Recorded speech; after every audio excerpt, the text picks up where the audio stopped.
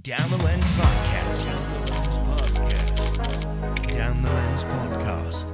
I'd often describe my business as a creative agency. I do a lot of the kind of strategic stuff with businesses, trying to help them create strategies to generate more business, more sales, specifically through content. So you're delving right into like the grips of actually what social content and content in general can do for a company. Exactly. Hello everybody, so I've got Alex on from, is it Parnell?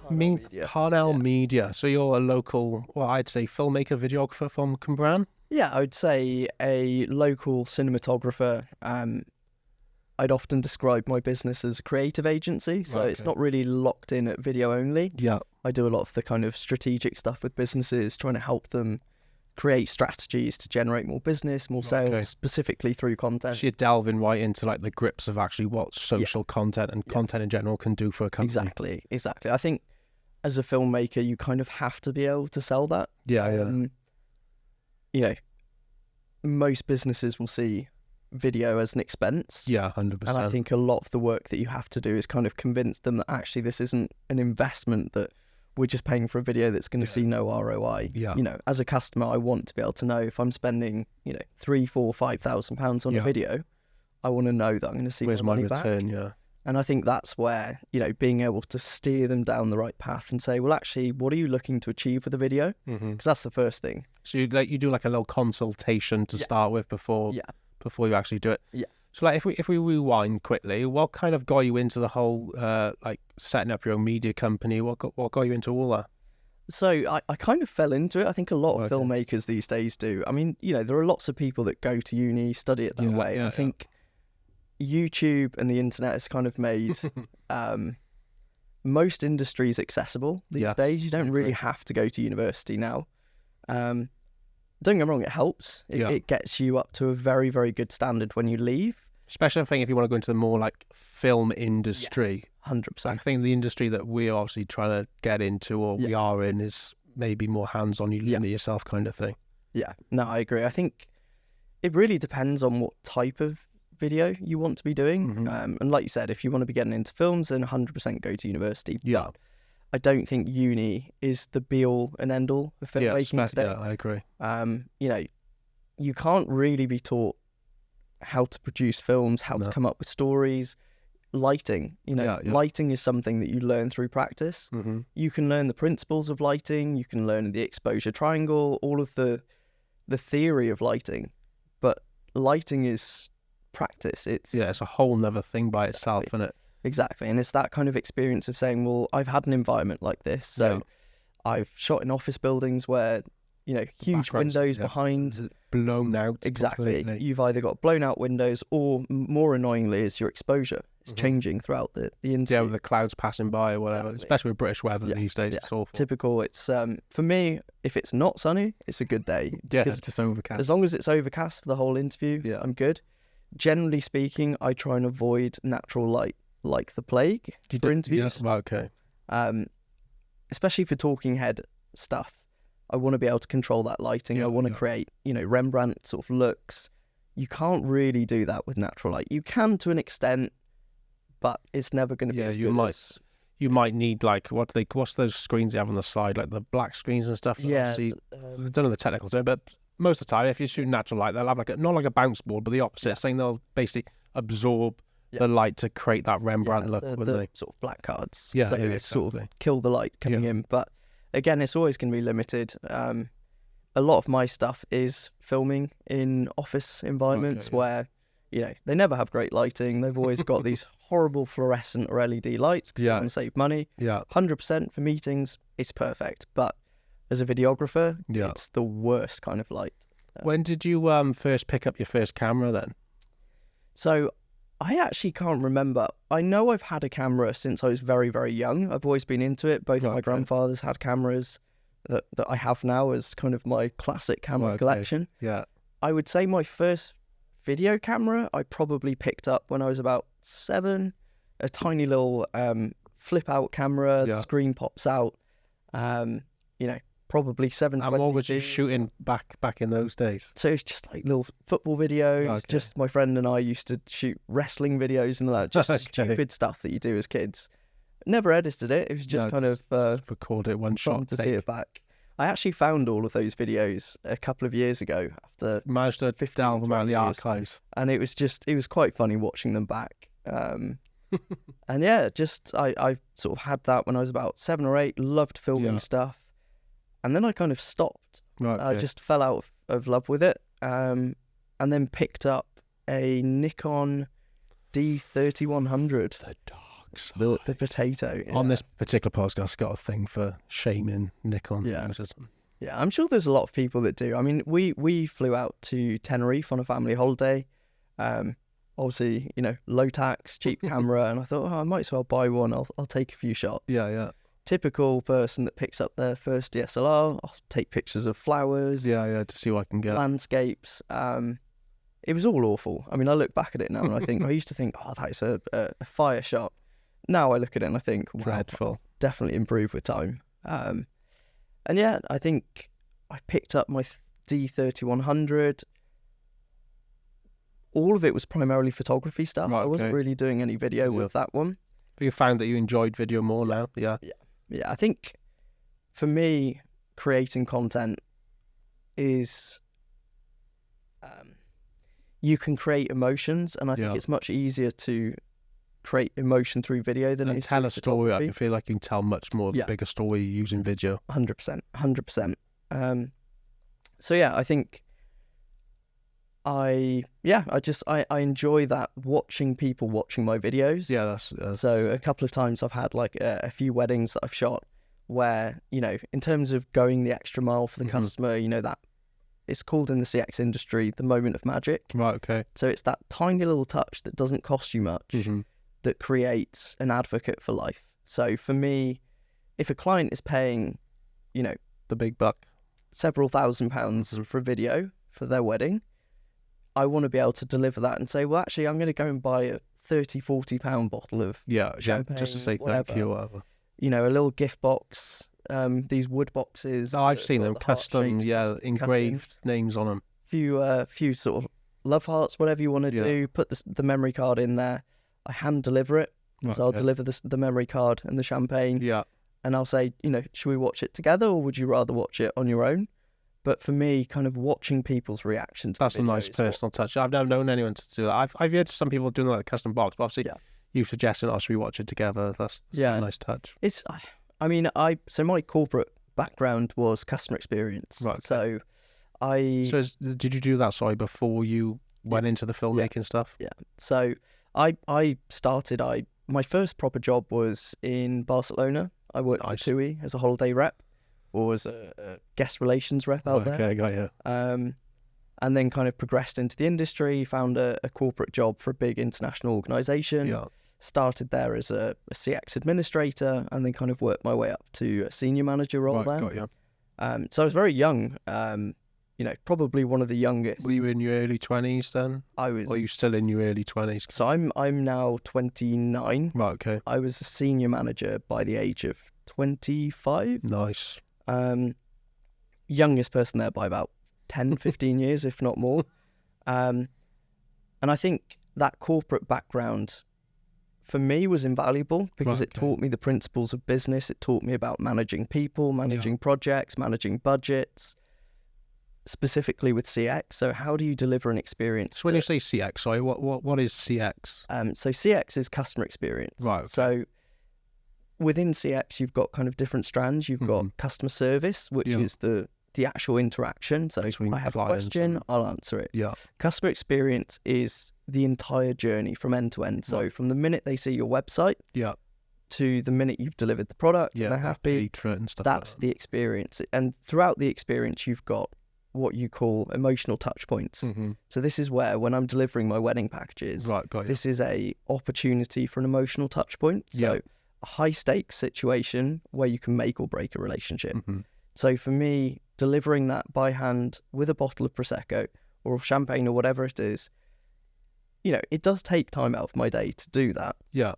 But it goes a long way. My customer, yeah, I've never had to market my business. No. I've not done a single piece of marketing. I can coach people on it.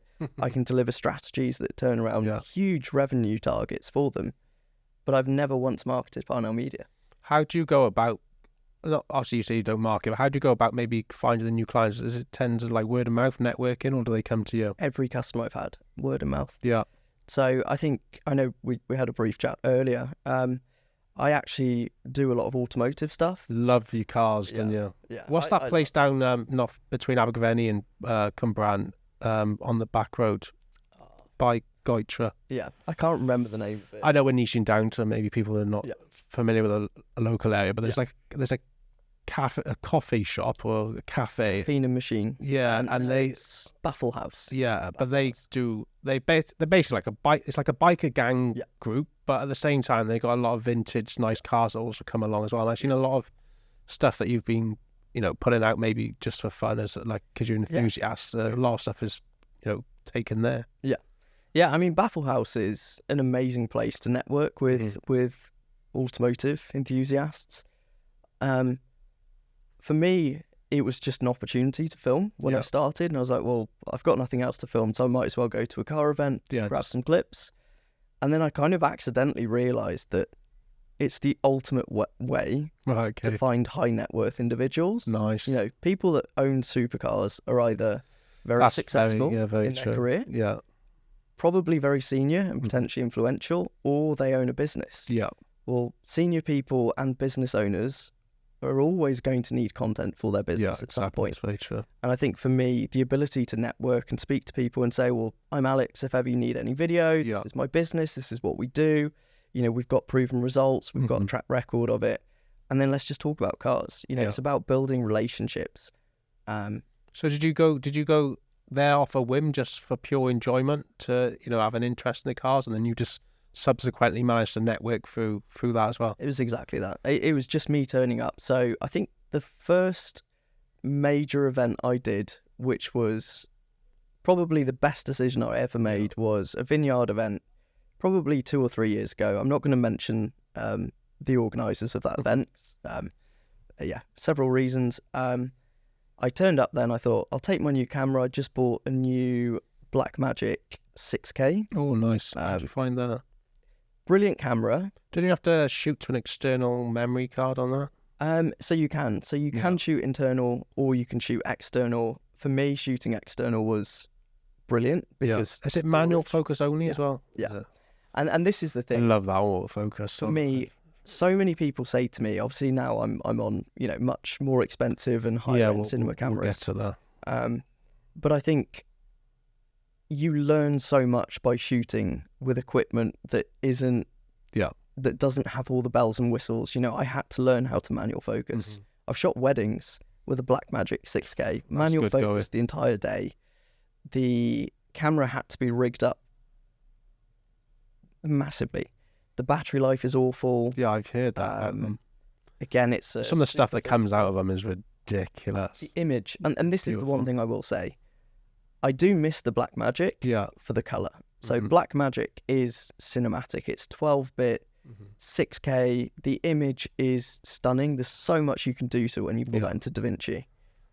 But DaVinci user, so always been I use DaVinci. everything. Okay. So I primarily edit on Premiere Pro. So a lot of people will kind of think, well, your workflow makes no sense. I think I know what you're going to say, but I hear a lot of people, you're saying you're editing in Premiere Pro, but then do you export it out to do your color correction and color in DaVinci? Because people love, apparently, DaVinci for color grading, basically. Yeah, so DaVinci is the industry standard for color grading now. I think it's massively powerful. Some of the tools in DaVinci, the denoiser is just magic. The audio stuff in there now as well. So the you can clean up all your audio at the click of a button. That's what you need. And again, it's great to be able to start and have all those tools available. But I do think you have to start the hard way and learn the process of doing it yourself because you can't always rely on these tools. So do you know how to balance your audio? Do you know how to color grade without just putting a LUT on? Yeah, color grading can be hard. And I especially, obviously, you might find it because you've gone through different cameras. Obviously, you kind of get used to the Blackmagic colors. Yeah. Then you might then go to a Sony and get used to that colors. And then you're trying to learn on each different shoot kind of what works best for that particular camera and the lighting in that situation. I agree. I think the hardest thing for me was, so I was shooting, Acam was my Blackmagic 6K Pro. Yeah. and B cam was my Sony A7 III. So I was shooting A cam with a 12-bit 6K camera. Are they 8-bit? The Sony A7 III is 8-bit. Oh, okay. So unless you expose perfectly on the day, you're very limited in terms of how far you can push the image. And I always found that trying to balance out the Sony with the Blackmagic was nigh on impossible. The image would always fall apart. You end up with these weird kind of bits in the backgrounds. The light falls apart. Because I find it hard now. I obviously your color grading must be shots above mine, but even trying to match DJI footage with just my Sony footage, I not incredibly hard, but will be half the time they don't match up very well. I find it very hard to match different color profiles from different companies together. I mean it's interesting because there's a reason in the film industry you've got people that have very specific roles, and that's because the reality of business is you can be a jack of all trades but you can't be a master of all. And I think that you kind of have to figure out where your strengths are, play to those. I had to learn color grading the hard way, and that was because I've got these corporate clients that are waiting for projects to be turned around. I've got very little to no time, and I need to match these shots up. So you are massively under pressure. I think now I've learned what my strengths and weaknesses are. I play to those. So I know that sound, for example, is not my area of expertise. So I will make... Your sound design and stuff like that. Not so much the sound design, but more the sound on the day. Right. And I think... Okay, like capture it in camera on the day kind of thing. Right, got you. And I think as a videographer, you've got so many things to do. I don't tend to call myself a videographer. I call myself a cinematographer. Oh, okay. Because I like to stage those shots. I like to have purposeful lighting, purposeful movement, a reason to do everything. But it's very hard to kind of be able to do that whilst you're focusing on your audio, your exposure, your focus, your lighting, your sound. Dealing with the talent at the everything same in time, between. Composition, everything. So I've started outsourcing work now, a lot more than I used to. So what are you outsourcing at the moment? A lot of the audio stuff I would outsource. So you'd get what's the actual technical term for someone who records audio? Like a sound designer, or a field recorder. I'm not sure what the technical term is. So do you have the audio person on shoot with you? Yeah. On bigger shoots, I will bring So they come like a proper boom arm, and they'll come with like the full NTG5 and a full rig. So I've got all of that kit. So I did buy it all myself. Nice again, bit of kit that is. It's brilliant. It's one of those that you only buy it because you've learned a lesson the hard way. So a lot of the stuff I do is in construction. Construction sites are windy, they're noisy. Diggers everywhere. You can't control the environment. And, a couple of times when I was doing interviews, I had people laved up. Yes, you can put the lav on the chest itself. I've tried doing that before. And unfortunately, the gentleman at the time had a little bit of hair and he sweated and it just dropped down into his belt line. Yeah. And did you pick that up during the interview? Yeah, luckily I knew him. Yeah. So I was quite comfortable doing it, but I just proper stuck it on it. And so, that was a nightmare for me because usually, just put a lapel mic on like a collar or something. But I went to one particular shoot and they had like you said, a proper audio guy doing the full audio. And he went with a boom arm, but then obviously a secondary just double up. They had like the mic under the clothing. Yeah. But no rustling, no nothing. And then when I go and do it, I had I was just shooting on the Rode Go mics, but then I bought you take obviously the muffle off the top of it and you slide it through a piece of plastic and then you stick it on the thing. But it was still ruffling on the t-shirt and I don't know how they do it. It baffles me. I mean, it's an art form, a bit like colour grading. That's what they do. They become experts at their field. I mean, I've a lot of this stuff I've learned the hard way. So can I do my own sound? I can. Lessons like you always want two sources of audio.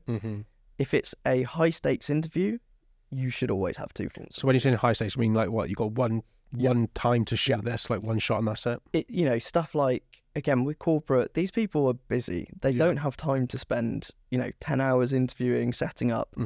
My, I guess, USP of the business, because I've come from that corporate world, and this is how Parnell Media came to be. Right, okay. I realised that although a lot of these companies have got individuals in the business that have those skill sets and can do it, they don't have time. No. They don't have 2-3 days to... They just want to get in and out. To film, to edit.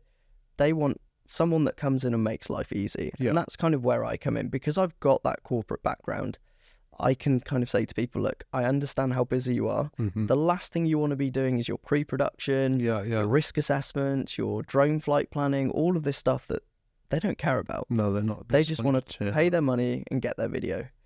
So I think that is I've kind of lost my chain of thought there. No, but that's interesting. You talking about like the pre-production. So I'd like to hear about like what's your planning process. Obviously, you run a media company. However, let's say a client's come on board. What's your planning process to like the pre-planning to like delivering to then actually giving them the content? Like, what do you do? Do everything? I manage everything on my own at the moment.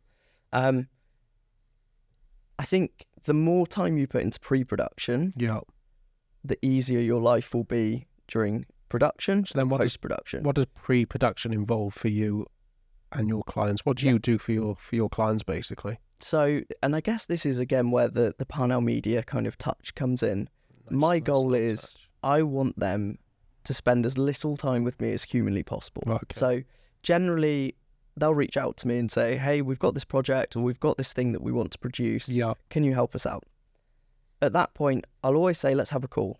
I like to understand what the project is. They're always going to put limited information in an email. It's typically, we want a video about this case study and, we want people to see what our product does. But that's very little. You don't know budget, you don't know time frames, you don't know anything. So in that first call, what are you trying to initiate and what are you trying to figure out?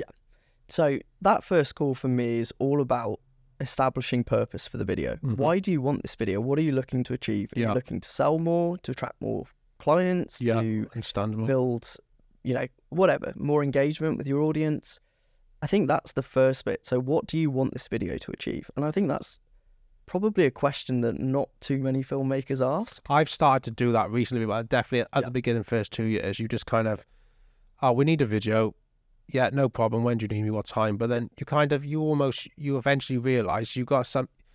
I find the hardest part of filmmaking is trying to tell a story. But initially, even you asking those simple questions, you're able to figure out the story behind what you're actually shooting. Like you said, whether it's going to be a case study, whether the whole purpose of this video is to drive sales to like a website, whether you're talking about a particular product that like a client might be, manufacturing. Obviously, you need to ask these initial questions because you need to know the direction in which the video needs to take.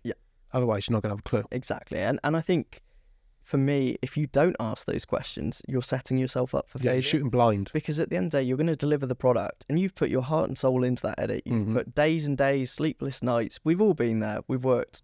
You get into your mojo, and you suddenly look up, and you're like, oh my God, it's 6 a.m. And then you deliver it to the client, and they go, can we change the sound? Can we change the music track? We all know is the worst question in the world. Oh, okay, that's bad. For me, that's not on the customer. And you see so many memes on social media where they're like, when the customer says, can you change the soundtrack? Respectfully, that's the filmmaker's fault. That's the producer's fault. That means the pre-production hasn't been done properly, because you should never get into that edit without knowing what does the customer want. Even a genre of audio music do they want? How long do you want it to be? What types of shots? You want to limit the amount of questions because you do want some creative freedom. Yeah, that's true. At the end of the day, they're hiring you because they've seen your work. They like your style. They like your look. But you do still have to work to their standard. And at the end of the day, they know what they want. You just have to kind of pry it out of them. So what else goes in, what else is involved in, obviously, in your pre-production? You've obviously had the first phone call, and what else are you doing? You doing a storyboard? Are you storyboarding a lot, or you? So my first call, and I generally try and limit my pre-production with client to 1 hour. That's kind of the deadline I set myself. I want to know in 1 hour max, what are you looking to achieve? How long should the video be? When do you need it by? Especially for the industry I work in. So most of the work I do is in construction. Construction is a notoriously complex industry to work in. You've got risk assessments that are massive that you have to write out. You've got... Are you doing all that, or the clients have to do that on you? I do that. I have to produce my own risk assessments. You need to know what the PPE requirements are for those sites. It's like your hard hats, your high vis and stuff like that. Got you. Steel-toe boots, gloves, whatever. And again, I'm typically turning up with 1 or 2 contractors. So it's not just for me. I need to know, A, do you have any PPE available for us? If not, I have to provide that or make sure that my contractors bring their own. Got it. There'll be limits. Some sites are really strict with their site safety passports, Right, okay. which is a qualification you have to do to show you're safe. Most sites, as long as you're escorted, you're fine without that. Right, got you. But again, you still need to check. The last thing you want to do is drive all the way up to Scotland or London or wherever it is. Got these clients with you And they go, on site. Oh, sorry, we can't let you on. You don't have a site safety passport. Because that'll all come down on you at the end of the day, won't it? Yeah. Or Be screwed. it's up to you then to find another date to bring everyone down, book all your accommodation. That comes out of your pocket then. 100%. So you're doing that. Obviously, you got your storyboards in. Mhm. What else are you doing in the pre-production? So my pre-production is essentially, before I turn up on set, I want to know what my day looks like. I almost want to be able to go through that day before I'm on site. So for me, it's okay, we've had our interview, I've asked them the questions, the objectives, the goals, the duration, the audience, and that's a big one. Yeah. What's the target audience? Then I will take a basic storyboard and a shot list. So I'll start preparing, okay, in order to achieve a 5-minute documentary about this construction project, I need at least this many wide, this many tight, this many mid shots. I need this much drone footage. I want to capture some environmentals of the area to kind of showcase where this site is. Yeah. I basically have a storyboard, a shot list, a kit list as well. So before I even start to pack, because we've all been there, you turn up Just on chuck site, everything in your bag. I forgot my SD card, or I forgot this. I used to be the typical person where I would take everything in the kitchen sink on set with me. Yeah, I know people. And like that.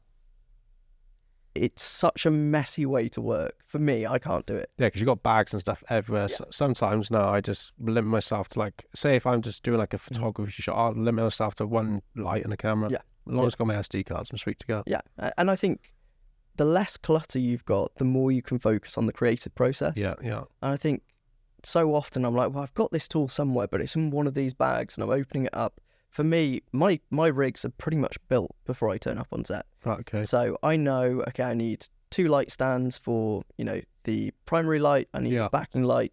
Got a couple of Godox TL120 tube lights. Yeah, yeah. They're nice, they are. Oh, they're amazing. They're a lifesaver. Especially, I'm traveling more and more for video work. Yeah. So I'll be out in Ireland, in Dublin, in a week's time, week and a half's time. Nice. Construction again? That's a construction project. And again, I'm flying. I can't take a van No, that's true. full of kit. No, it's going to weigh half a ton. Exactly. So you really have to be very selective with a kit. Yeah. I need 1 primary light, 1 backlight, 1 TL120, because again, it's light, it's not adding much weight, and it's generally quite soft. Or you can make an interesting background with light. Yeah. Kick it along the back, an office becomes quite interesting. All of a sudden. 100%. So yeah, my kit list is listed out. I've got my charge list. So depending on what kit I'm taking, I've also got my charge list. So the night before I can say, okay, these are all charged, I'm good to go. Right, got you. So I have my SD cards. I only tick it off when I've physically packed it. Because It's again, meticulous then. it's that one thing that will screw up your day. Yeah, it's true. You forget to bring, like I've done it before, on my DJI RS3, the plate. If you don't have that plate, you can't mount your camera on it. So then suddenly you're going handheld the whole day, which means you need to put a lot more time into your editing. I've done that before for a shoot, and then I just had to handheld it on the whole way. It's a pain in the ass. But it's that one plate, it's that one SD card, the one cable. Got any cable ties or anything to cable it down? Yeah, it's you just have to bodger it. So you've got yourself a charging list as well. Obviously, just tick off everything that you take to the shoot with you. When you turn up on the shoot day, what's your kind of process? You just following that shot list to the T?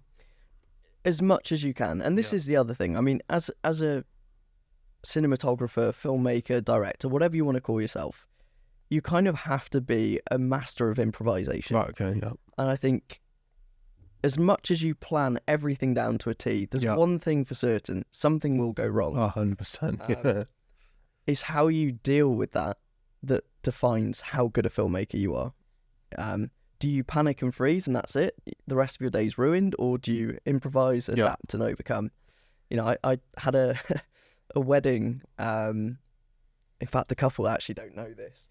I had a wedding. That's a good thing that they never found out. The ultimate, oh my God, this is going to ruin my career moment. Yeah. So the bride was having final prep, those last little touches. I was there. I thought I'll grab a couple of the detail shots whilst I'm here. Yeah. And again, great. Take the camera off the rig, go handheld, went to put it back on the tripod, which I needed then to put the camera down in the ceremony. Oh, right, okay, so you just had a fixed angle, yeah. For my wide, and then I'll go handheld for B-cam.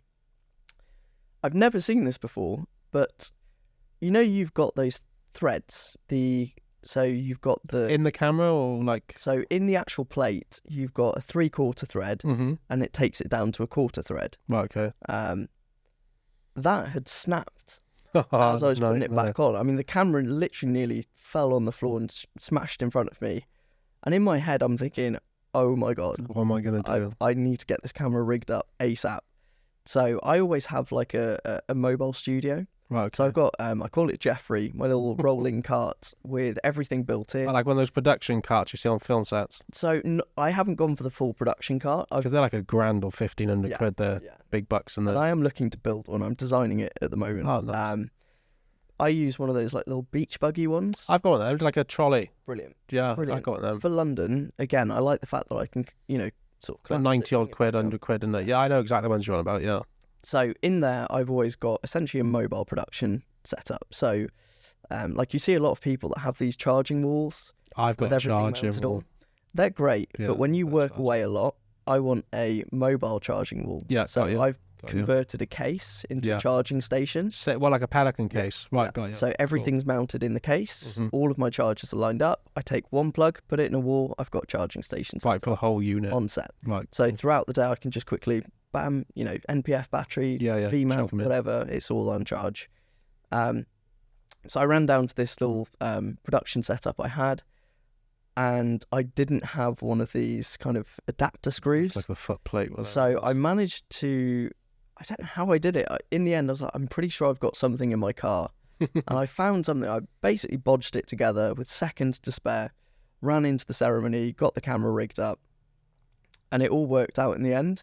But that was probably the scariest moment of my career, because I just thought, I'm about to miss the ceremony. Yeah. So have you shot many weddings then? Is that something like you do a lot of, or you? I try not to. Yeah, I'm the same. If I'm honest, I the money's good, but it's a long day for a start, and the editing is ridiculous. It could take you a whole week. Yeah, it could take you 3 weeks if you wanted it to.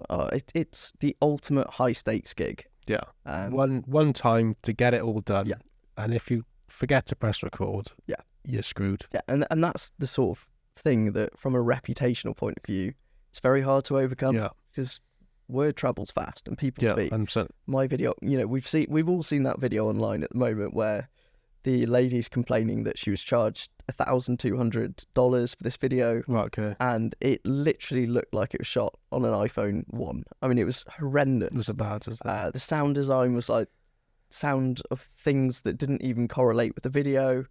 It was, I'll send you the link. I'll have a look at that. I remember the most nerve-wracking thing I ever done when I was shooting my first ever wedding video was capturing the audio from the speeches. I had not sleepless nights, but I was tossing and turning. How am I going to do this? Yeah. And like, what's the best way to do it? Because obviously you want it to look professional, and I really didn't want any lav mics or anything like on the collars and stuff like that. But I just remember tossing and turning about like, what is the best way to capture audio during a wedding speech? Yeah. And annoyingly, what made it even harder, from what was meant to be like two people speaking, they just had a mic and just passed up and down the table. Well, obviously you can't. Well, you can. Yeah.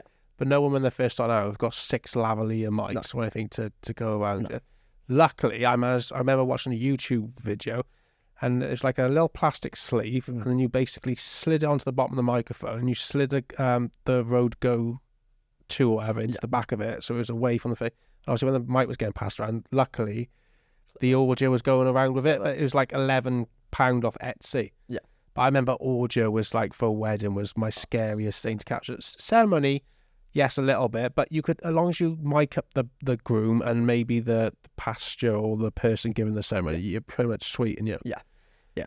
I mean, for me, again, like even for weddings, I try and follow the 2 mic rule. Mm-hmm. So for me, you're never going to have 2 people speaking at the same time during the speeches. Like my audio kit, and again, like people are going to think this guy's really OCD. The one thing I would say is I've kind of had to learn to become the most efficient person on set. Yeah. Because, it's all these lessons that you learn through experience that, for example, like I used a Zoom H5. Yeah, that's so what I we know record that, on this now. Yeah. Crispy. Crisp audio. They're brilliant. But the thing is, there's still stuff I need to learn about getting quality, audio. You might be listening to this and think, actually, there's something you can do to get better audio. Yeah. Do you know what I mean? But it's one of those things, learning all the time. You get better with time. Yeah. The more you do it, the better you get. The more efficient you get. Your edits get quicker. Yeah. What used to take me 3 weeks to produce, I can turn a video around in learning those shortcuts. Even learning shortcuts on any software that you're using are lifesaver. Custom keys. All of my keyboards are mapped. Right, okay. So that I've got my own custom setup. So to cut. Do you do that internally through the software that whatever app you're using? Yeah, I do the same. Premiere Pro is kind of my go-to. And as much as I want to go to DaVinci for the entire process, because it is a very, very capable program. In fact, it's better in a lot of ways. Right, okay. I've used Premiere for 10 plus years now. Yeah. I've gone through all my Adobe certified licenses, so I'm an Adobe certified associate for Premiere Pro. Do you do those on LinkedIn or because on LinkedIn you can get these certificates, can't you? You can. What ones are you talking about? Because I've never heard about this. So Adobe runs a program where you can become a certified associate. Right, okay. So you can do it online. I think it's over the course of, say, a couple of weeks or a month. The one I did was a 1 week intensive. And what entails? What does it entail? Talk me through it. So just briefly. The 5-day course to become an associate, if you've never used Premiere Pro, you'd probably go for the full 5 days. So the first 2 days are Premiere Basics. So setting up sequences, nesting sequences, color grading, basic color grading, timeline editing, just things to speed. Where everything is and how it all works, kind of thing. I went for the full 5 days, even though I was already pretty good on Premiere. You were confident in your abilities. The one thing I will say is that when you go back to basics, you learn the right way to do things. Yeah, true. Suddenly it's like my workflow was so much quicker. It literally used to take me 2-3 weeks to turn a video around. I'd look at it. How long would the video be roughly? Minutes, 3-4 minute holiday video, and I would look at it and I go, oh, I like it, and I'll turn it off now. I'll come back the next day, and I hate it, and I start again. A lot of people get like that, and I think that's because again, it's like I never used to do pre-production, so I would try and create the video on the sequence or on the timeline. And the problem with that is it becomes very messy. There's no kind of journey. There's no start, middle, and end to the video. So you just end up starting over and over again. I think a lot of filmmakers do procrastinate a lot. Yeah, 100%. It's a form of art. You want every video to be perfect. Yeah, because you film it all, but obviously the real actual storytelling and the art, as you say, comes out in the actual editing. That's where the end product is polished and put out. Yeah. You're only as good as your last video, in my opinion. And I think that, you kind of have to find that balance between, you can't be a perfectionist. If you are a perfectionist, you will literally spend months procrastinating backwards and forwards. There's always going to come a point where it's like, this is really good. It's not perfect. In your eyes. In my eyes. Yeah, but you put it out and some people are like, sick. But the clients see it and they're like, this is the best piece of work I've ever seen. Yeah, because they're obviously not used to seeing. Obviously, you'll follow people that put out regular content and they're within the industry. Yeah. And you're technically in the back of your mind competing with those people. Yeah. And you're seeing what they put out and you're thinking, oh, maybe my stuff's not as good. But for a client's point of view, you're the person they've come across and you're the person they think can do the best in your job role. Yeah. I mean, it's interesting because obviously, again, this CX background for me, as well as that corporate stuff, I kind of know how a lot of my clients think and how they work. And I always find it, it's brilliant to get the feedback after. Yeah. But they always send these texts or emails after, like, Alex was amazing. It was such a pleasure to work with these guys. They were absolute professionals. They knew what they were doing. They were efficient. They were hardworking. For me, that's kind of, it makes all the hard work worthwhile. I mean, we are being paid for it. Yeah, totally agree. But for me, that kind of compliment means more to me than anything else. Yeah. A lot of my clients go out of their way. I don't even ask them for feedback. And they'll be posting on all my stuff, this guy's the best. They are really the ones to watch in the area. And I think that's kind of how I've been able to grow the business to where it is. And again, I've never marketed anything within my own business. Like, I've worked with startups. I'm not going to mention names because I'm not sure how they would feel. But there's one, for example, that I learnt so much. It was a company that produced a car detailing product. Like screen wash or whatever. Like car cleaners, shampoos, pre-wash, all that stuff. And again, this is like full-scale production. This is pre-production. Yeah. We bring in actors. We're hiring cars. Like, we're spending a lot of money to produce these videos. And, you kind of learn how to become hyper-efficient on the day. Yeah. So in a day, originally, we'd probably get 2 videos worth of content. By the end of it, we were putting out like 4 or 5 videos in a day of filming. And that's when I really learned pre-production is so important, because you can then create those particular sequences in the right order and efficient. So rather than going interview outdoors, you batch your shots. Yeah. So, well, if we're going to clean a car and show a video for the pre-wash, a video for the wash process, and the kind of the waxing stage, well, that whole car is going to be clean. So let's film all of the shots in order. Yeah. Just basically clean the car. I'll direct you in between shots. Yeah. And then we'll go inside and we'll do all of the A-roll in one take. Again, that's when I kind of learned clapperboards, godsend. Again, I've never used a clapperboard. Yeah. From an editing point of view, it's so much easier, especially when you've got like a 30, 40, 50 scene video where you can see the clapperboard, you can see the take, you can see the scene. Yeah. It becomes very easy to scrub through your timeline and find what you need. That was a big lesson for me as well. Yeah, you would recommend people in 100%. So the clapperboard is obviously just simply like the name of the shoot on there, and what other information you put on there, the take number and what scene it is. So it's basically your scene and your take, and then typically you'll have your script supervisor, or in this case it was the client. Yeah. And he'd be on the kind of noteboard, and whenever we got the perfect take, we all knew, all of us would look at each other and go, that was the one. Tick, done. Yeah. Okay, that was scene 6, take 5. So when I'm editing, I'm not looking through 5 takes worth of footage to pick the best one. Right, got it. I know it's scene 6, take 5, find the clapperboard. Yeah. Again, the video will always start with the clapperboard in shot. Yeah. So that when it's on my timeline, and you expand it, you can see all of the writing there. So it makes sense. Saves so much time. Something I might need to look to incorporate in. So obviously you've done the wedding stuff, you're doing a lot of construction stuff. What is your big passion though when it comes to actually like filmmaking, cinematography? Like, what would you love to shoot? What's the goal? My passion is all things business. Like, again, corporate background, I've been around a huge amount of very successful entrepreneurs. Yeah. A lot of my family members are very successful entrepreneurs. For me, I love the story of business and how business comes to be. Yes, I love an entrepreneur story. There's a reason why there are more employees in the world than there are employers and business owners. Anyone that starts a business is hard. There is no success story out there that hasn't been filled with adversity, tough times. It's almost at the point where you're ready to give up.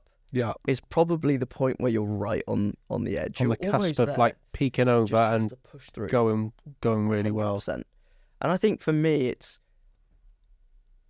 I studied business studies at school. You've gone through all these courses. What you're taught is the theory of business. It's how do you do competitor research, and these are useful skills. But the actual running of a business is so different. Accounting, when you first get into business, it's like, how do I set my accounts up? Yeah. How do I track my expenses? Yeah. What is tax? How much tax do I owe? How much do I need to save throughout the year in order to pay my tax bill? Marketing, customer engagement, setting up websites, all of this stuff that's hard, and you learn it through doing. And I think this is where I really want to get into a documentary series that focuses on entrepreneurs. Right, okay. So tell us about your experience. If you could start over, what would you do differently? What lessons have you learned? What experience have you got? What would you have not done if you could have your time over if you could, that'd be cool. there is. Would that be a passion project? Yeah. Or would you? So it's something Definitely should give it a go. Yeah, 100%. So I am working on a few sponsorship bits for it. Yeah. Nice. I'd like to have a series on basically Welsh entrepreneurs. So, what is the reality of starting up a business in Wales? What are the things you really need to know before you go live? Whether you can get funding from anywhere, even from our neck of the woods. Yeah. You don't know about any funding at all for setting up, even if it's a production company or a media company. Yeah. I go on Business Wales and try and look for stuff, and can't find naff all sometimes. There's nothing there. And this is, so I have connections in Business Wales, and this is something that I'm speaking to them about to say, more needs to be done to support entrepreneurs. And I know that's the entire objective of that group. Yeah. But it's to support making it accessible and saying to people, what do you want to learn about? It's even finding out about it in the first place. It's it's all well and good having it out there. And I know there are certain grants out there, but if it's not put in front of the right people that need to, use it, they're never going to see it. Yeah. And this is it. I mean, in business, there is no perfect journey. There are always going to be mistakes, whether it be you go to a wedding and your tripod head snaps. You learn the hard way with audio. How do I rig up a mic for 6 interviews or 6 speeches without having to physically laugh people up in between? The more you do it, the better you get and the more confident you become in certain areas. But the other thing with business is, how do you know what your strengths are? Yeah. Play to your strengths. For me, when I bring contractors in, I bring people that are far better than I am in those areas. If I'm bringing a second shooter in, I want to know that person's better than I am. Yeah. Or at least at the same level. Yeah. So you're producing the same stuff that you've always produced in the past. And for me, that's the other thing. It's like a lot of people, particularly within this industry, because it is very artistic in nature, you find that some people do have a bit of an ego issue where they're sort of scared to not be the best person on set behind a camera. I look at it from a business point of view. If they're better than I am at storytelling, at filmmaking, producing these incredible cinematic images, ultimately it benefits me and it benefits my customers. Yeah, I exactly see where you're coming from, because I would love to be in that position. Obviously, if the client's got the budget there for you to afford that second AC or second cameraman or whatever, 100% go for it. But obviously, sometime when you're like a one-man band or it's only you doing everything, it's hard to.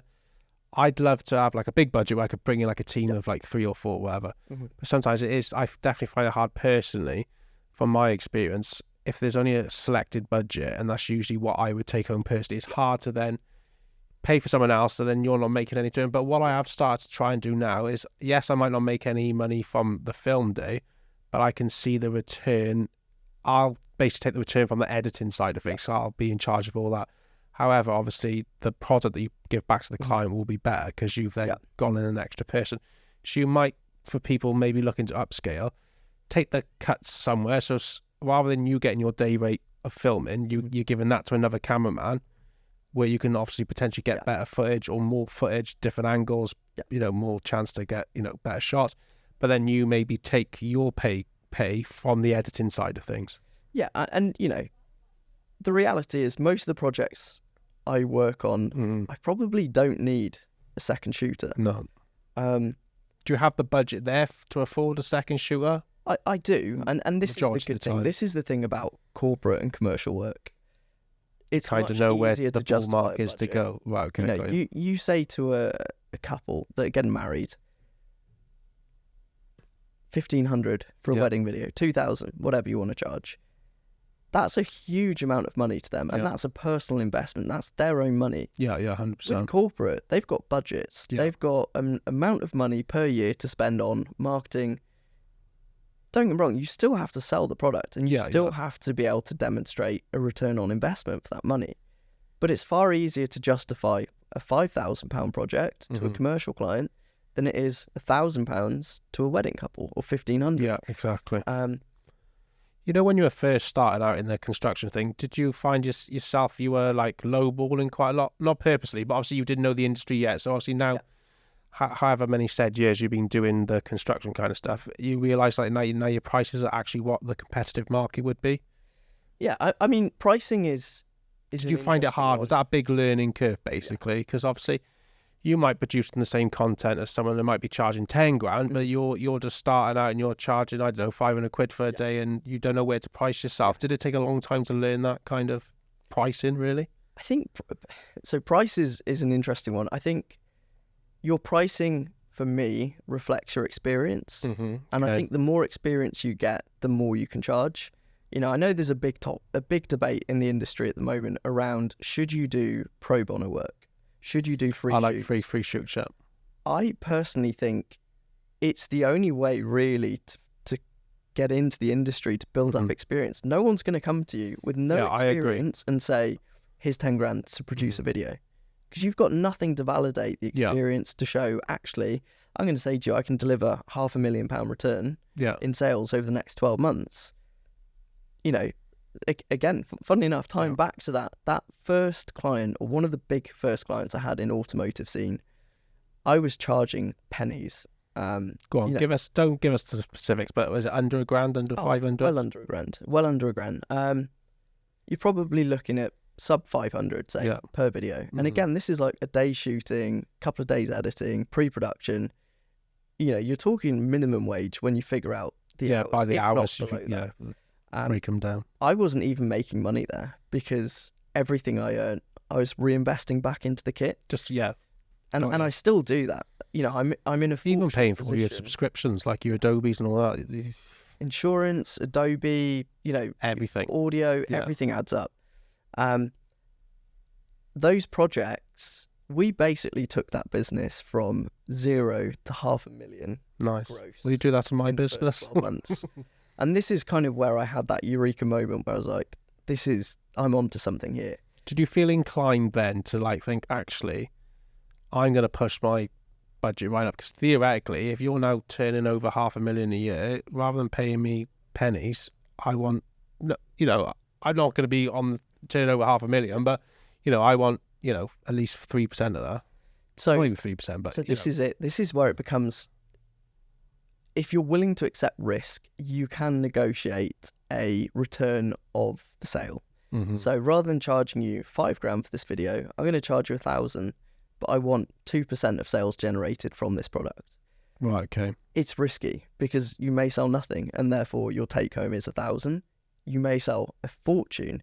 It's ultimately down to how confident you are, but also how willing is that customer to give up a percentage of sales. So for example, are you obviously when you're doing your price and stuff, are you, like you said about like getting 2% on the product or whatever, are you now just really just kind of figuring out like obviously what their budget is and you just quote for that one particular job? You don't want a percentage in a product of any sort?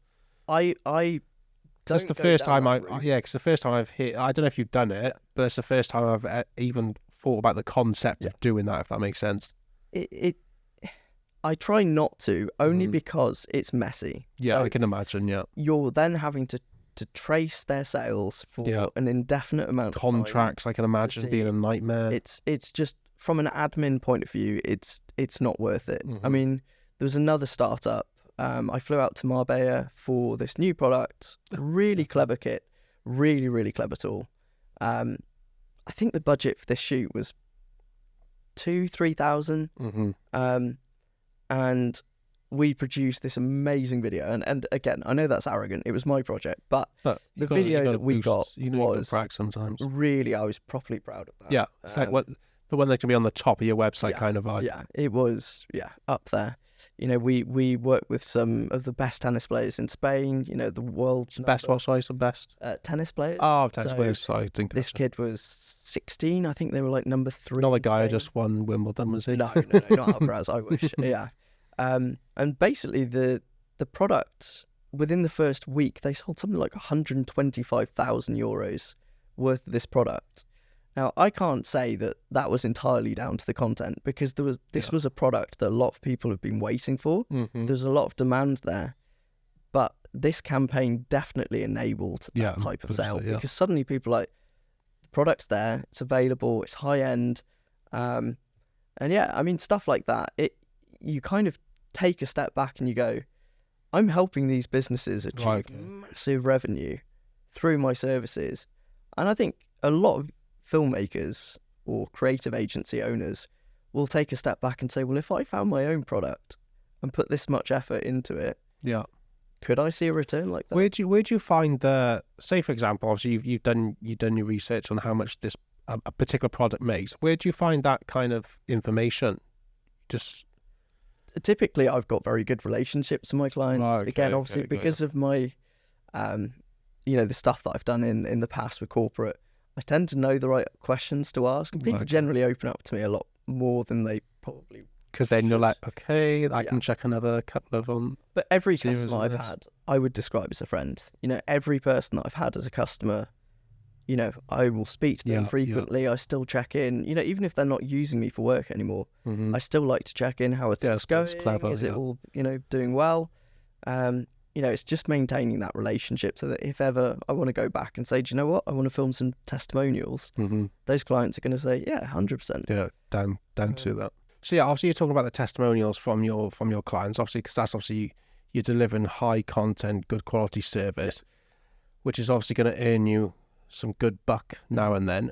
You obviously, from what I've heard previously in this particular episode, you've invested some of that back into obviously your gear. What kind of stuff have you bought with it? Because I know you've got a shiny new bit of kit.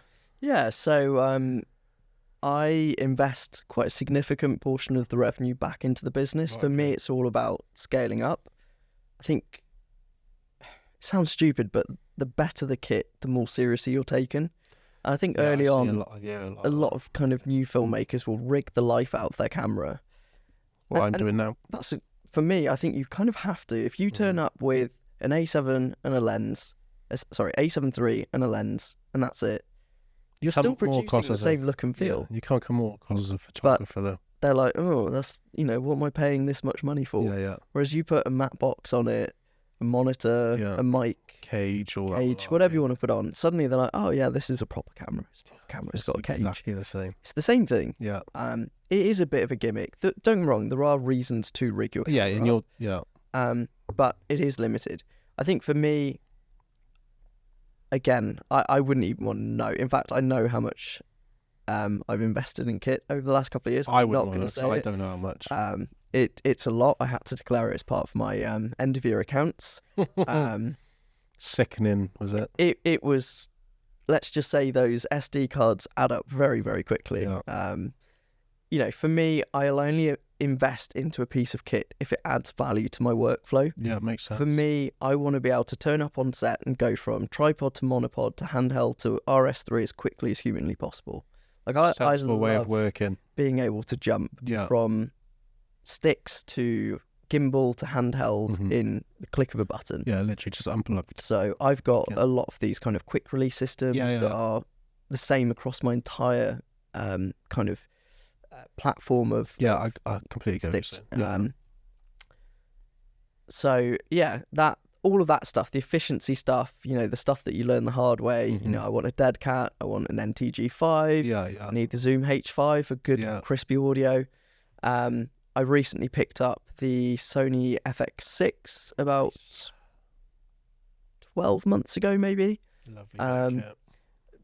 And that was an upgrade from the Blackmagic 6K Pro, which I don't regret having. That you learn to be a proper filmmaker with that. Yeah, I can imagine that. Everything is controlled by you. You have to know, is your audio good? How's your battery? How's your storage? The FX6 takes all of that and does it for you. Yeah. So that you can focus on the look and feel and not on, is this in focus? It just makes life so much easier from having everything at the push of a button. Everything's on the side of the body, so I can control my levels. Nice. I can control the VND. Because it's got built-in ND filters, isn't it? Yeah. So the FX6, the reason I got that over the FX3 was the audio interface. I preferred it. Because talk me through, because I've never been hands-on with, I have an FX3, but I've never been hands-on with an FX6. When you say the audio interface, what's different? Is it like on multiple more XLR inputs and stuff like that, or is it more like you can? Yeah. What are you controlling on the actual camera that you can't? So technically, it's got the same number of XLR inputs as the FX3 with the handle on, the audio handle. The bit that I prefer is that you've got physical dials on the side to control each different channels. the audio on the channel. Depend obviously, like I might be speaking louder than you, and you might have a softer voice, or vice versa if it's a female, male. You can control that all on the camera straight in there. Nice. Yeah. So you can control each separate channel. Again, typically for an interview, I'll always run 2 sources of audio. So I'll have my kind of A cam or A audio, which is primary. Typically, I'm boomed in with the NTG5, and my secondary audio will be a Rode Video Mic Go, the wireless Go 2. Yep. And that will be my B audio.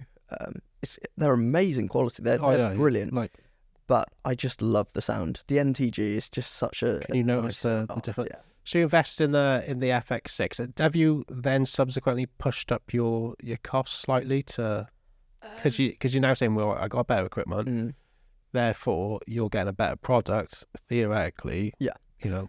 I wouldn't say I pushed it up because of the FX6. What I would say is that my prices were gradually going up over the past couple of years, just because the quality of the output was getting better and better, but also I was delivering it in less and less time. And most people would say, well, if you're doing it in less time, surely you charge less, but you're paying me for my experience. You're paying for me to be able to come in and do in 5 hours what would take most other filmmakers 2 or 3 days if they don't have experience. Yes, very true. And in construction, they don't have 2 days to film with you. They've got 4 hours. I mean, I've had shoots. There was one I did in London. We shot just over £1 billion worth of construction property in 2 days. It was 5 sites. The first one was in Swindon on day 1. Day 2, we had 4 sites to film in 1 day in London. Taxiing between, setting up, rigging. It was a nightmare. And I remember looking at the schedule at the time, and this was very much, the client said, we've got a day to do it. So, okay, we can try. Yeah, doing my best. In the end, I have no idea how, but we did it. We got every shot we needed. We were able to produce 5 separate case studies from 2 days filming. And that was pretty insane to me. And it's that type of experience that I think is what they're paying for. You know, particularly in construction. If you can do what takes most people 2 days in 4 hours, we're going to pay you more for that. And I think that's where my prices started going up. Okay. The kit just enables me to work a lot more effectively than it would. You know, Blackmagic takes time. It needs to be rigged up. It needs V-mount. The battery life is horrendous. The image is perfect, but it's not a quick camera. I want an FX6, which is the ultimate run and gun camera. You know, it's got built-in VNDs. You know, even the VND itself saves me time. You know, if you're filming with a circular polarizer or a circular ND that's on the what front, I use, they're great. But you'll always see that kind of adjustment. It's as stable as you try to be with it. It's always going to be noticeable. Yeah, because I try and nail it first before pressing record, but obviously sometimes you completely forget. And a lot of my stuff is talking head, so they're physically walking through a construction site. And then obviously white balance is changing. Right. It's all going all over the shop. The white balance is the one thing I will never put on auto. Because it makes the color grading process just a nightmare. Again, that's a lesson you learn the hard way early on. But the VND has almost become invaluable to my workflow. So that automatically changes, but keeping all the fundamental settings the same. 100%. You will never see. I mean, the exposure perfectly adjusts. You're still maintaining your 180 shutter degree rule. You're still maintaining your aperture, but you're essentially adjusting the exposure just using a VND. Right, okay. It also means that you can shoot wide open in broad daylight, which for me, I love shooting wide open. Nice shallow depth of field, separation. Well, that's what makes it more cinematic. Then, exactly. It's all those tiny little things, but that FX6 is... sounds like a workhorse. It's the best camera I've ever had. I mean, the first shoot I had, probably not... I shouldn't admit to this. I'd bought it 2 days later. I was up in Scotland filming another site. I'd probably spent a day at home trying to figure out everything. Doing all the custom buttons. Sometimes I just sit down. I remember when I first got my camera, I just sat down YouTube, about 5 different videos, and watched how they all custom button. And I find it peculiar or like mental when I go and work with other, videographers, photographers. They just have it straight out of the package still, and they've still been using it for like 2 years. It's like, it's just horrific. I will always customize the camera. I mean, that was probably pretty stupid of me. I'll admit that. It was bold. I didn't know that camera like the back of my hand. Right, okay. And for me, the one thing I will say is you should never turn up on a paid shoot unless you are 100% confident in how to use the kit you've got.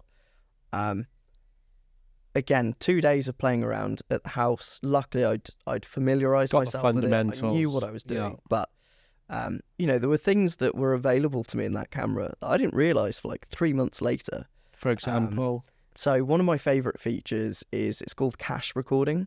Right. Okay. So essentially, it's designed for wildlife shooters. So rather than leaving your SD card filling up the entire day, essentially the camera's constantly recording onto the cache, and it deletes every 60 seconds. But the minute you press record, the last 60 seconds have been stored. You can push that up to 90 seconds of cache recording without actually recording onto the SD.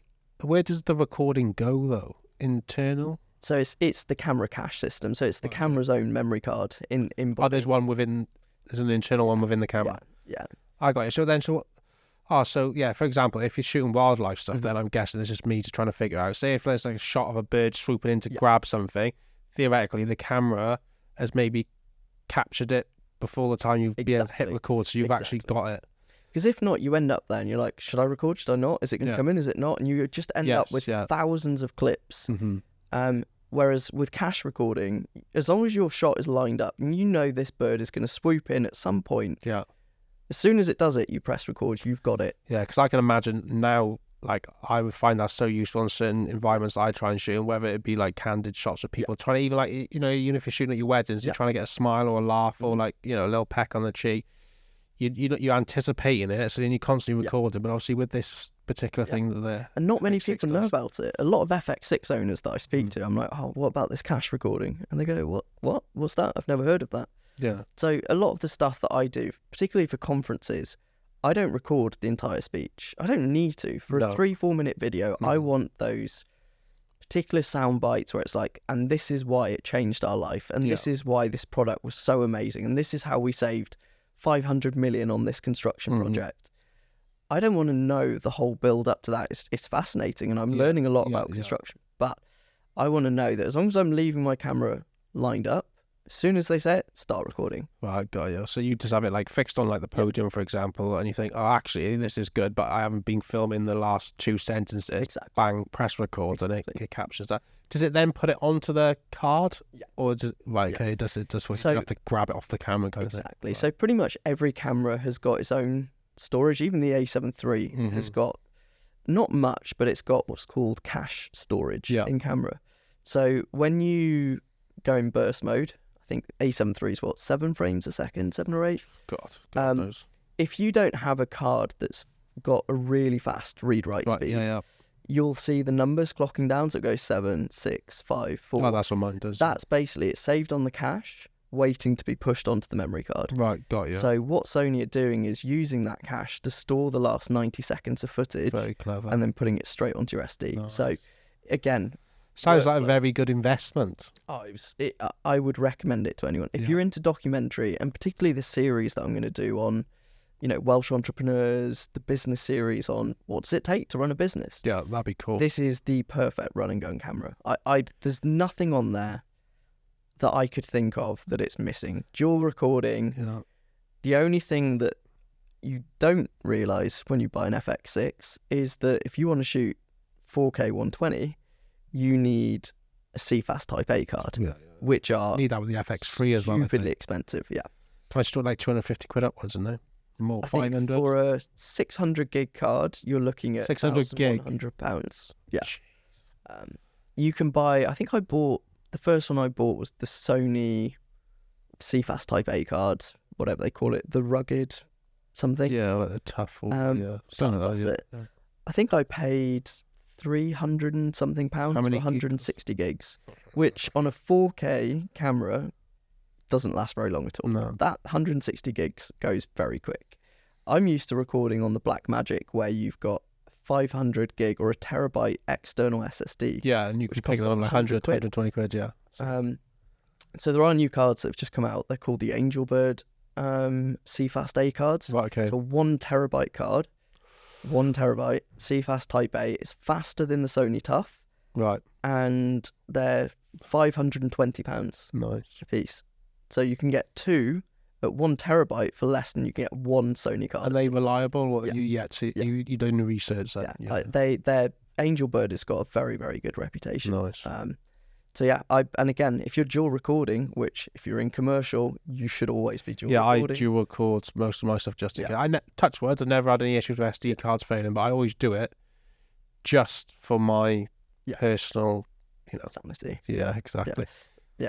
So I would definitely, dual recording is one of the big things. And then, unfortunately, when I invested into the FX6, I then realised that, again, I'm trying to pair the FX6 with an A7 III, which is a great camera. It's the same ecosystem. I can use the same glass across them. So that's the other thing. That's fine. I had a difference between my Canon glass and my Sony stuff. I wanted one line of lenses that I can put on any of my Sony bodies.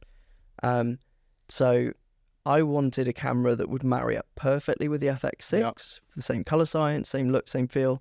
So I ended up getting the FX30, which for me is the perfect B cam. Like, you don't need an FX3 as a B camera. No. It's definitely an A camera, especially for someone in my kind of line of work. Yeah.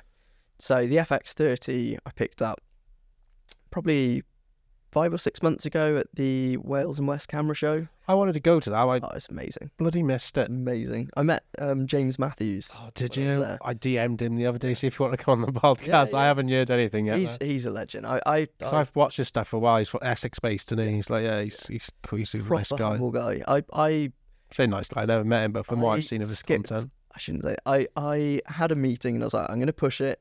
I literally drove down to Wales and West just to watch his 1 hour presentation. I think I signed up to it, but I was on a shoot. I'll have to go next year. I ducked out. Managed to skip a bit of a meeting. Spoke to him before and just said, you don't know me, but huge fan. Like, I've followed him for years. Like, he is outstanding. Yeah, he's very good UK content creator. If anyone's like obviously trying to get into the video world and even photography, so if there's any UK people that you want to follow, to inspire you, he's definitely one to go and follow. He's a proper cinematographer and Sony ambassador as well. Yeah. But he knows so much. Like, even in that 20 minutes, like, so humble, proper down to it. Like, I know it's like bigging up James, but he didn't need to spend 20 minutes speaking to me about cameras. Proper like chat with him. But he made so much time. He was interested in what's going on. Cool. Like, proper nice guy. But for me, that was like meeting Barack Obama. Like your celeb, you fanboying over a footballer or something. 100%. I was like trying to look cool. I was like, all right, James. But yeah, proper nice guy. And then picked up the FX30, which again, you bought it at the show, did you?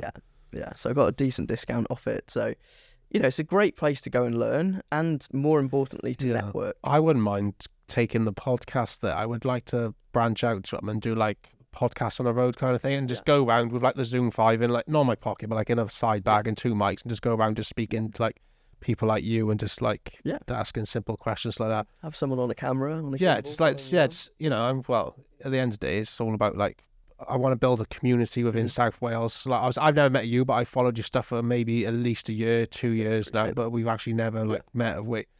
I don't know. So many filmmakers that I follow, I don't know what they look like. No. And this is the other thing. I turn up to events. You, for example, you never. I didn't even know your first name. I had to ask your first name when you turned up this afternoon. Most people, when I turn up to these car events, they're like, Parnell Media, and I'm like, Alex is fine. And the only reason they know is because I'll often wear my fleece. Or something. So they know, this is the media guy. But yeah, other than that, most people don't know who you are. What's coming up for you in the future then? Kind of what have you got in the pipeline? So I've got a project in Dublin, which is a big one. Nice. It's a huge 3-day shoot for construction again. And also due to be heading out to San Francisco in do you need an extra camera? That one isn't. Is that for a job or is that pleasure? So this is work, but it's specifically on artificial intelligence. Nice. So that's a lot of the work that I'm doing now is kind of looking at AI within the creative scene.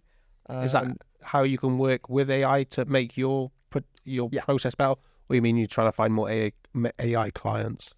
So it's specifically looking to integrate AI into our operation. So how do we become hyper efficient? How do we turn around our projects with as little time as possible? While still maintaining, the current quality of the output. So I'm doing a lot of studies at the moment. I'm doing my ML engineering course with Google. I'm doing a Salesforce Einstein engineering course. Nice. It's not strictly related to the creative business that I run, but it complements it. You can see how it's going to implement into your actual workday. It's all. I mean, 95% of your viewers, I would imagine, have probably either heard or have used ChatGPT. ChatGPT is a godsend. From a marketing point of view, all of your statuses can be automated in a matter of seconds. You can use things like Adobe Podcast AI to clean up all your audio. We're going to give that a go on this particular one. We spoke about that. I spoke about like plugins that I've used for editing this podcast. Obviously, technically, they're all AI as well. Yeah. So obviously, you got the San Francisco stuff you're doing. So you're going to film a AI company, is it? Or so this is just going as attendee, so to learn about the products. Oh, so you're going off your own I've back been here. invited out nice. to learn about them. Nice. Just because, a lot of the stuff that I'm looking into and researching at the moment is very focused on that, and they kind of said, "Hey, would you like to come out and learn more?" Well, I'll jump on that. It's a cool. Sounds exciting. What else you got? What else do you predict? Not predict, but what else do you kind of hoping for your company moving forward? What are your targets? So, I mean, I've got a lot of these construction projects lined up over the next couple of months.